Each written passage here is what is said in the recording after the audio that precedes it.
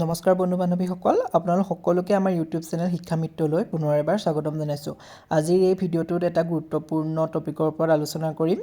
ইৰাণৰ সৰ্বোচ্চ নেতা আয়াতুল্লাহ আলী খামনেইৰ জীৱন, তেওঁৰ ৰাজনৈতিক আৰু ধৰ্মীয় ভূমিকাসমূহ, তেওঁৰ প্ৰভাৱ, বিতৰ্ক আৰু কিয় বহু ইছলামিক লোকে তেওঁক আদৰ কৰে। লগতে যিহেতু তেওঁ ইতিমধ্যে মৃত্যু হৈছে আৰু মৃত্যুৰ পাছত আমাৰ ভাৰতত বহুতখিনি এতিয়ালৈকে কণ্ট্ৰভাৰ্চি দেখিবলৈ পোৱা গৈছে, কিয়নো বহুত লোকে তেওঁৰ মৃত্যুত শোক প্ৰকাশ কৰিছে।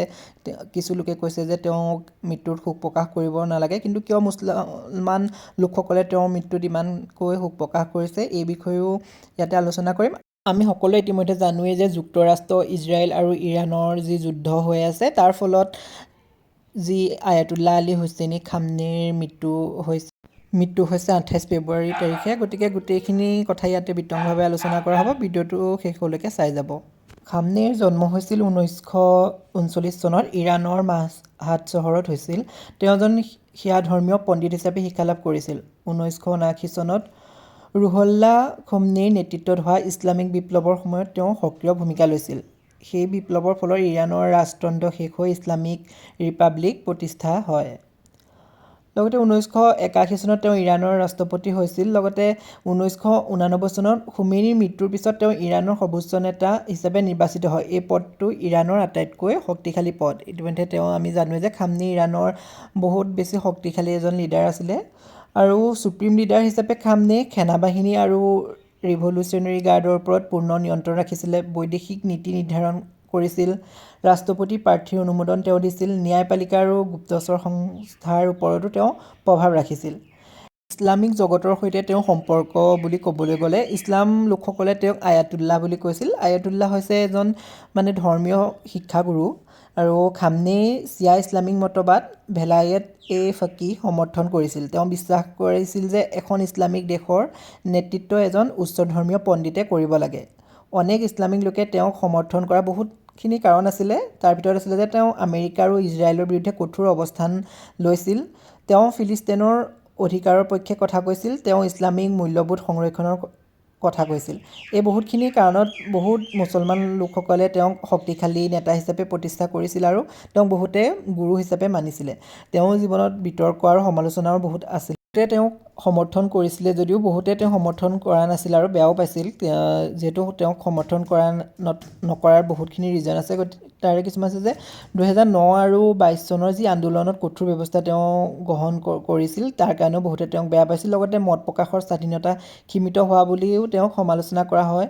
সুন্নী আৰু শিয়া বিভাজনৰ বাবে সকলো ইছলামিক দেশতে সমান সমৰ্থন নাথাকে।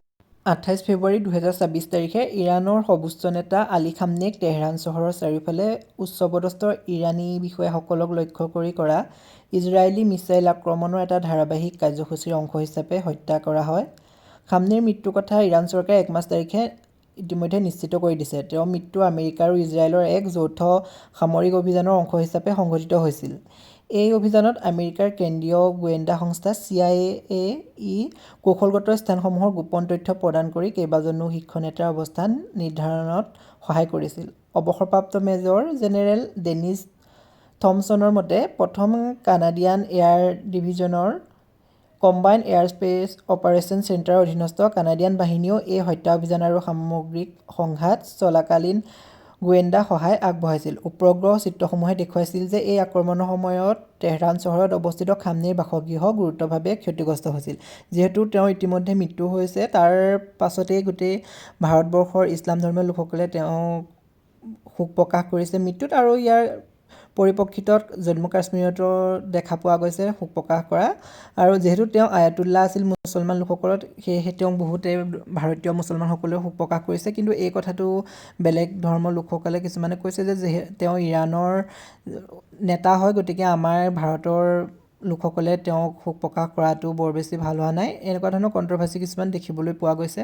টিভি এক্টৰ এলনাজ নৰজী, লগতে পাকিস্তানৰ টিভি এক্ট্ৰেছ ফাৰহানা ভট্টে তেওঁৰ মৃত্যুত যি শোক প্ৰকাশ কৰাৰ পাছতে গোটেই ছ'চিয়েল মিডিয়াতে কিছুমান বিতৰ্ক এতিয়া দেখিবলৈ পোৱা গৈছে। বহুতে তেওঁলোকক সমৰ্থন কৰিছে, বহুতে নাই কৰা। গতিকে এনেকুৱা এটা কণ্ট্ৰভাৰ্চি চলিয়ে আছে। গতিকে আজিৰ ভিডিঅ'টোত ইমানখিনিয়ে আছিলে। যদি ভিডিঅ'টো চাই আপোনালোকে ভাল পাইছে আৰু ভিডিঅ'টো যদি অলপমান হ'লেও ইনফৰ্মেটিভ যেন আপোনালোকৰ মনত আহিছে, তেতিয়াহ'লে আমাৰ চেনেলটো ছাবস্ক্ৰাইব কৰি দিব। লগতে ভিডিঅ'টো আপোনালোকৰ নিজৰ আত্মীয়সকলৰ সৈতেও শ্বেয়াৰ কৰি দিব পাৰে। ধন্যবাদ।